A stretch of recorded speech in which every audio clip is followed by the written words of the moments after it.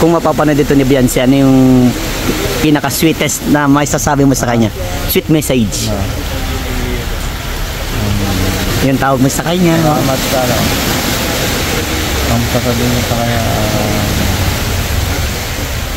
maging ano ka lang. Maging... Yan, siyempre, mahalin ka. Pinsan kaya first time ko lang po dito makapunta sa pinakabahay po ni Beyonce. Yan, nandun po si Edu. Kalingap. Grabe.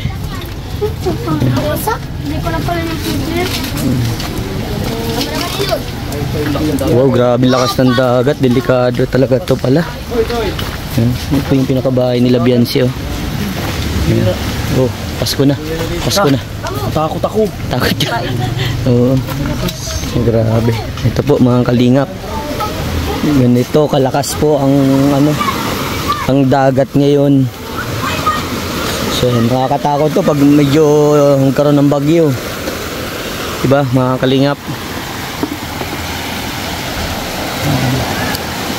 Ito yung pinakabahay nila Beyonce. First time ko lang dito totally. Kasi hindi ako halos nakakasama po sa kanila kasi pag full time scouter ka, puro kay scout eh. Bihira tayo makapunta dito sa bahay nila Beyonce. Ato! Yo yo! Ato, yo yo! Ato, yo yo, halika. May konting interview ako sa inyong dalawa. Ganda ka naman.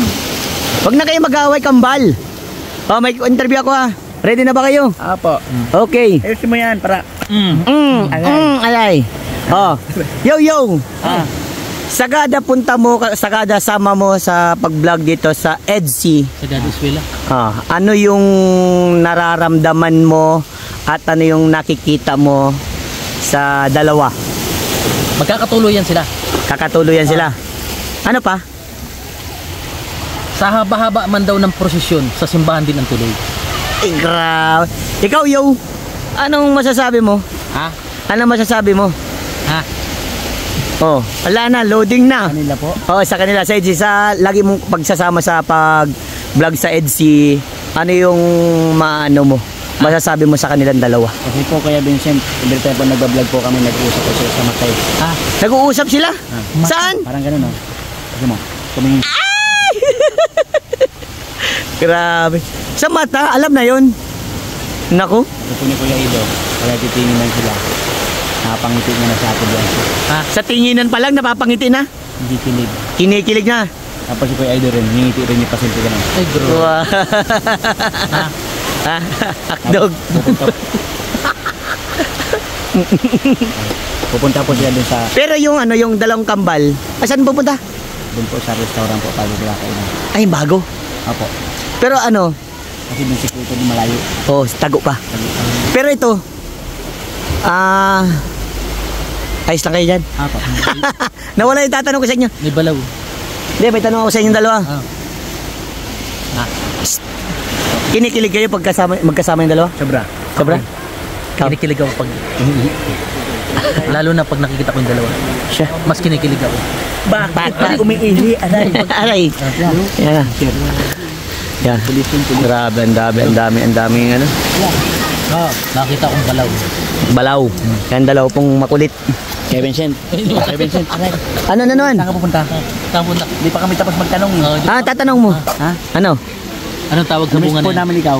Hi, thank you. Tagal mo na wala. Bakit po up 5 ang camera mo? Kasi nga yan yung tinatawag na 5 cam. 5 cam. 5 cam? Ito po. Cam. Siyam. Cam to cam. Mananakit ka naman parati. Maligalig kayong dalawa. Mabaho na po yung bibig niya. Yan, ito pa yung pinakabahay. Mga kalingap. Hello, may sasabihin. Sa tuwing nakakasama ka sa pag-vlog sa EDC, ano yung nararamdaman mo sa kanilang dalawa? Matamis. Matamis? Oo, lagi ang nilalang ko dyan. Ano man na yan? Siya na yan, magkatuloy na yan. Oh. Basta yan ni Kuya Edo. Okay. Ano na talaga. Okay. Ano na yan? 100% na yan. Yeah. So ikaw, Kalingap Nico, anong masasabi mo sa ano kapag nakakasama ka sa EDC sa vlog? Anong masasabi mo sa kanila dalawa? Yun, Ano napapansin mo? Yung pansin ko, talaga mga yun para may solid lang. Yung ano para may genuine lang yung silang mga love team. Talaga? Hindi naman yung para may scripted yung diba? Totoo na talaga. Totoo lang talaga. Tapos yung mabait na si Yancy talaga yung ano, mga hindi siya mabago. Yung dati pa rin siya. Yung mas Bagay na bagay. Oo, mabagay na bagay talaga. Kasi yung dami naman yung tao, yung sa Kalingap, madami ng tao yung mga ano, mahal sa kanila, di ba? Tapos kasama na ako sa Etsy dito, mga vlog. Siyempre masaya ako. Saya, kilig na kilig. Yan, thank you. So ito, Red Sane, may masasabi ako, may tanong ako. Anong masasabi mo kapag nagbablog dito sa Etsy? Anong nararamdaman mo sa kanilang dalawa? Ano yan? Legit. Legit. Hari ka pati ng bulong, ayusin mo. Legit. Yan. Ayos. Ito nga si Edu. Nakangiti. Grabe yung smile ni Edu. Yan po, huling-huli mga karne, behind the scene. Yan si Edu.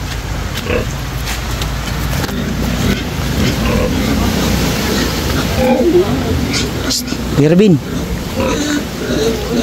may tanong ako. Yes po. Anong masasabi mo o nararamdaman mo kapag binablog ang EDC? Ay, grabe talagang paggabi pa ay na maganda pagka nalaban sila sa yung paper dance baga. Grabe pa, maganda talaga. Pati si Pia, kilig ng kilig dyan. Gustong gusto naman talaga na pero maganda talaga si Jancy. Talaga, kumbaga, meron naman ang vlog na minsan kasi mga na vlog natin pero parang hindi gana. Pero pag na may vlog tayo, mga tinatulungan naman na ganito ay gustong-gusto nang babalik-balik na kasi magandang kwento, magandang pag-abang-abang, di ba? Oo. Kaya ayun, talagang Kinikilig ka rin? Oo, kahit na may asawa na, meron pa. Ayan po si Edu, kinikilig si Edu. Eds! Edu! Hey!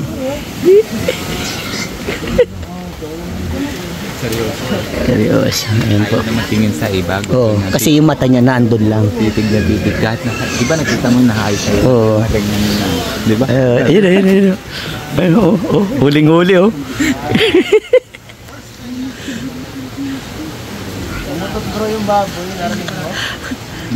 Edu, diyan ka lang, kita ka dito ka, oh. Edu, parang kinikilig ka. Masaya na ba ang Edu? Masaya? Happy? Ah? Ah? Parinig. Hindi kasi naamoy na sila ng dating na amo nila. Di ba? Oo.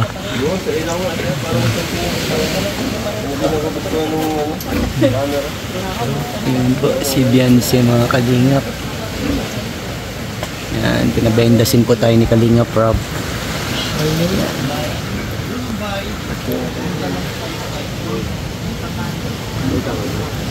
Grabe, tingnan niyo po mga Kalingap. Club, di ba ikaw naka-scout kay Beyonce? May tanong ang yung masipag na scouter. Sa tuwing kasama ka sa pag-vlog kay EDC, sa EDC, ano yung nararamdaman mo at nakikita mo sa kanila? Nakikita ko yung parang palapit na sila. Parang papunta na talaga sila doon sa pinatawag natin katotohanan. Pero Doc Lab, may tanong ako. Ano? Ikaw po ba kahit matanda na kinikilig ka pa rin? Natural. Ang pag-ibig naman kahit walang pinipilig edad dyan. Oo. Kapag nakakita ka talaga na may something talaga, kikiligin ka talaga. Pero anong payo mo sa dalawa? Ha? Anong payo mo sa dalawa kung Huwag sila maghiwalay.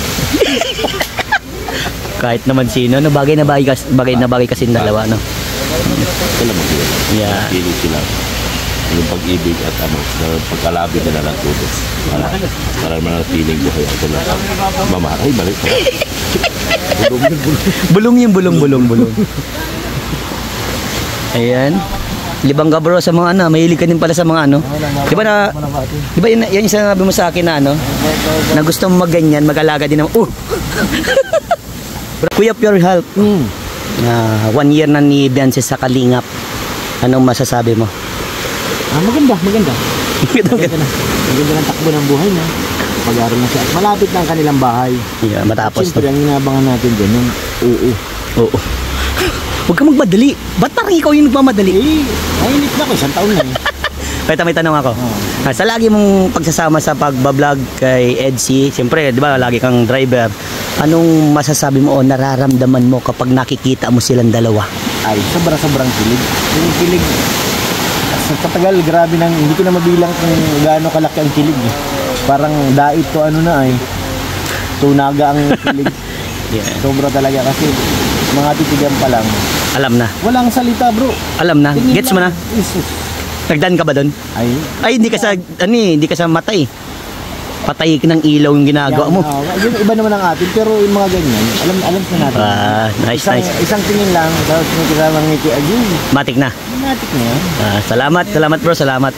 Rax, di ba lagi ka nakakasama sa pag-vlog sa Edsy? 1 year na din pati ni Beyonce sa Kalingap. Ano masasabi mo kay Beyonce? Ay, ang masasabi ko po kay Beyonce, talagang 1 year na siya bro. Oo. Pero kung ano siya namin nakilala nung una, siya pa rin hanggang ngayon hindi nagbabago. Napakabait pa rin. Talagang magalang. Matanda ka kami sa kanya bro. Every time na makikita kami, nagbibless siya. Oo, mabait. So ito bro, ito pa. Anong masasabi mo o nararamdaman mo kapag nakikita mo yung dalawang couple na si Beyonce at Edu magkasama kapag binablog? Ano yung nararamdaman mo? Kinikilig ako bro. Number 1 yan, kinikilig ako. Kasi pag nagtitigan sila, Matik na. ito yung mga mata ni Beyonce nangungusap. Si Edu, nagpapaliwanag. Si Edu naman bro, parang nag-isip ko na sasabihin niya. Pero yung sinasabi niya, kikiligin kasi malaman. Grabe, salamat bro. Sigurado yan bro. Yan ang bulong ko bro sa kanila. Matinding bulong yan. Nandahil sa pag-ibig. Yan, thank you. Forever silang magsasama. Yun. Bro, congrats sa ang ganda ng pabahay mo kay Beyonce. Ay, bro, thank you. So bro, may tanong ako. 1 year na ngayon ni Beyonce sa Kalingap. Anong masasabi mo sa kabutihan ni Beyonce sa kabaitan? Ang masasabi ko lang ay sa loob ng 1 taon, si Beyonce is ganun pa rin. Kung ano siya nung una natagpuan natin, ganun pa rin siya. Napaka-humble, napaka-mahihiyain pa rin. And yun, kahit yung ugali niya ay dati lang, pero alam naman niya kung saan siya dapat mag-improve. Yun, kagaya nun. Ngayon, medyo may tiwala rin sa sarili niya. In a sense na yung hindi siya yung magmumukhang nagbago o naging mayabang. Dati lang. Parang alam niya kung saan siya lulugar. Yun yung napansin ko sa kanya. At napakasimple. Simple talaga, wala akong masabi. Napakasimple. Mapansin mo naman, di ba? Halos dati pa rin siya sa pagforma niya, niya. Pero wala nang problema sa akin. Sa akin naman ay ang mahalaga ay nakatulong tayo sa kanila. At 1 year na yun. Yun, thank you po mga kalingap. Ito pa bro, may isa pang tanong. Anong masasabi mo sa love team na Edsy? Pati ako kinikilig ay. Wala na ako masabi dyan. Talagang ano na yan. Sobrang team din na yan. No comment na ako kasi sobrang wala na silang dapat patunayan. Ano na lang. Kita na. Ano na lang, sana hindi lang pang love team. Salamat bro. Kita naman natin. Kitang-kita. What you see is what you get. Yan. Yan no, merindal. Grabe. Bro, tanong ako, anong masasabi mo kasi 1 year na ni Beyonce sa Kalingap? Sabi ko, nakakatuwa lang kasi matagal na palang matagal na siya dito at saka matagal na yung samahan natin dito sa Kalingap family. At siyempre, sana mas matagal pa. Sana hindi yung kapag medyo parang medyo yung iba kasi pagka sa natapos, mas tumatagal na, parang Para tulungan na. pag napabahayan na, biglang Nalaylo. nalaylo na. Sana yung band na pa rin na mas lumakas. At may tanong pa ako bro, kapag nagbablog sa EDSI bro, ano yung nararamdaman mo kapag nakikita mo siya, pag nakakasama mo siya? Nakakatuwa kasi nabatnat na yan una, saka pag nakakasama siya relax lang kasi kasi nakakahawa yung yung mga yung mga simpleng yung mga elisip yung patawa-tawa lang, nakakatuwa. Dadala ka na lang, masayang kasama, tahimik, hindi lang paraimik. Gano'n kasi masayang kasama lang, kahit gano'n lang, tuwa-tawa, pangiti lang sa gilid. Gano'n ka kasaya kapag nakikita mo masaya si Beyonce? Ay, masaya siyempre, at partner tayo, masaya tayo pagka masaya siya. Doon sa love team nyo ba, may dapat pa ba kaming abangan? Siyempre, oo naman, marami pa yan, hindi tayo magtatapos pagka matapos ang bahay, hindi pa yan, kaya ang jump car na, matagal na rin, matagal na napabahayan. So, marami pa, mapunta pa sa Japan, mag-ribbon cutting pa, tapos siyempre, susunod 18th birthday pa, mag-graduate pa siya, marami pang mangyayari po, abangan niyo yan. Kung mapapanood dito ni Beyonce, ano yung pinaka-sweetest na may sasabi mo sa kanya? Sweet message. Yung tawag mo sa kanya. Ang sasabihin mo sa kanya, maging ka lang, maging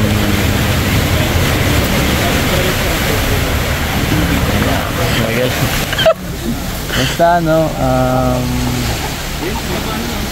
sabi ko sa'yo, Beyonce, siyempre dito lang tayo para sa'yo, kami lahat, siyempre mahal ka namin lahat.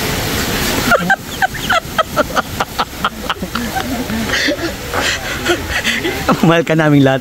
Oo, di pwedeng Camille, ako lang, at siyempre bawal yung vlog baka sabihin ako. Parang ang lalim na bro yung sinabi mo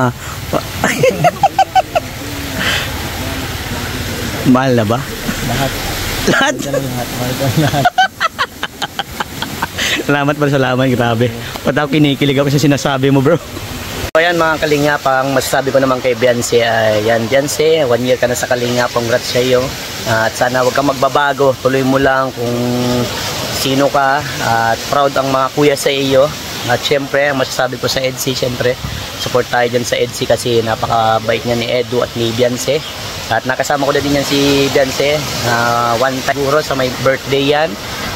Limot na ako pero yan kami nagsundo sa kanila. So yan masasabi ko sa partner na EDSI, sobrang kinikilig din ako. Pagbutihan nyo pa at maraming susuporta sa inyo at magmamahal sa inyo. God bless sa inyo at salamat po sa mga EDSI fans, sa lahat ng EDSI na grupo. Salamat po sa inyo lahat sa patuloy niyong pagmamahal. At syempre suportahan po natin ang Kalingap, si Kuya Bal, Santos Matubang, Kalingap Rab at Edna Vlog. At syempre po ang buong team Kalingap. Lalo na din po si Edu, samahan po natin sa bawat vlog niya. At ang iyong masipag na scouter po, Vincent Calyada. Diyos mabalas yan nga boss, ingat po tayong lahat. Bye bye po.